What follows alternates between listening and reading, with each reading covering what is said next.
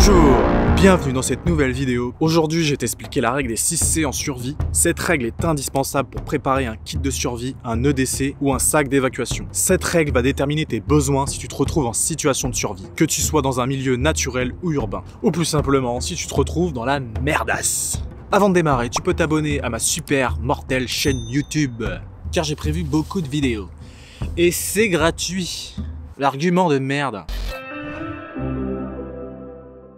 Dans cette catégorie, on parle d'abord d'un sac à dos pour transporter ton matériel. Ensuite, une gourde, un camelback pour transporter l'eau, une popote pour la nourriture et pour purifier l'eau. On peut aussi rajouter des ziplocs et un sac étanche, mais un sac poubelle peut aussi faire l'affaire.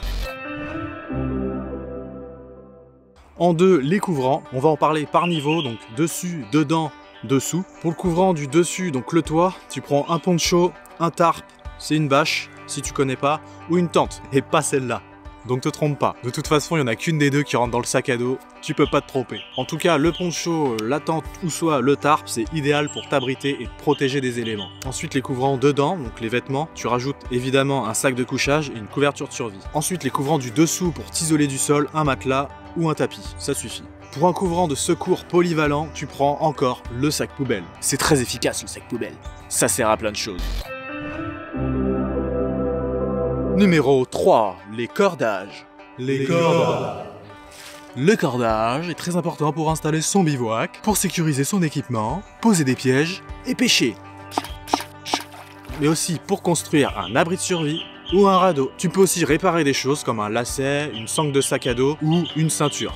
Une paracorde d'une dizaine de mètres au minimum, ça suffit. Et c'est ce que je te conseille. La paracorde est une corde de parachute, d'où son nom. Elle peut supporter un poids d'au moins 200 kg. Donc tu peux peut-être envisager d'emmener ta tente. Ah, je suis pas gentil avec les tentes. Tu peux transporter la paracorde en bracelet ou comme poignée de sac à dos ou l'avoir sur toi. En tout cas, il faut qu'elle soit accessible à portée de main en cas d'urgence. Partie 4, les coupants. Un outil coupant, c'est la priorité des priorités en survie. Un couteau, une machette ou une hachette, comme tu veux, c'est indispensable. Il va t'aider à construire des choses, te protéger, préparer ta nourriture et allumer un feu. Mais aussi ouvrir le chemin devant toi, dégager la végétation. En tout cas, l'outil coupant va aussi t'aider à te sortir d'une situation délicate. Si t'es gravement blessé, il peut te servir comme premier secours pour extraire un corps étranger dans une plaie. Sinon, il peut la cautériser, tu chauffes la lame et t'appuies dessus. Tu cuis ta peau comme un poulet. Un outil coupant peut servir aussi à creuser, choper des insectes, des vers et pêcher avec. Mais aussi faire un trou et enterrer ta bûche. Et je ne parle pas de bois. Tu peux aussi nouer le couteau sur un bâton, fabriquer une lance de fortune et chasser avec. Un outil coupant est un vrai compagnon. C'est obligatoire. Ensuite, les combustions. Mon conseil est d'avoir au moins deux moyens de faire un feu, par exemple un fire steel et un briquet ou des allumettes résistantes à l'eau, et rangées dans deux endroits différents. Faire un feu te permet de te réchauffer et purifier de l'eau. Le feu te protège aussi des insectes et des animaux sauvages, même si ce sont plus les animaux qui se protègent de l'homme à cause de la chasse. En tout cas, le feu a permis à l'homme de cuire sa nourriture et d'avoir une digestion plus efficace, et donc d'économiser de l'énergie. Le feu, c'est la vie.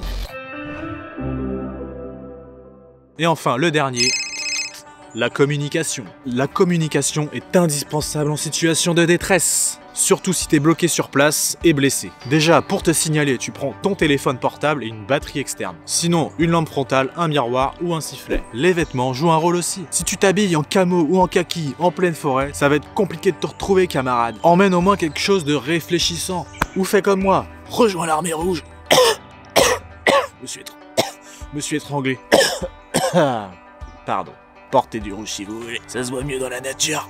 J'inclus aussi dans cette règle l'égarement. Si jamais tu te perds, emmène en amont une boussole, une carte ou un GPS. Le mieux c'est quand même une carte de ta région, indéchirable et waterproof, car c'est la première carte dont tu auras besoin en quittant ton domicile. Ok la compagnie, c'était un plaisir de vous faire cette vidéo. Si la vidéo vous a plu, lâchez un méga pouce en l'air en bas de la vidéo. Et surtout n'hésitez pas à la partager sur les réseaux, ça me ferait plaisir. Je regarde tout et je réponds à tout le monde. À présent, abonnez-vous en cliquant ici. Non, c'est là. Je crois que c'est là d'ailleurs. J'ai pas l'habitude. Ça doit être là. En fait, c'est sur ma tête, à gauche ou à droite. Donc je sais pas, vous regardez. Normalement, il y a deux vidéos par là, ou peut-être là. En fait, j'en sais rien, quoi. Portez-vous bien, restez fort et vivez libre. Oh!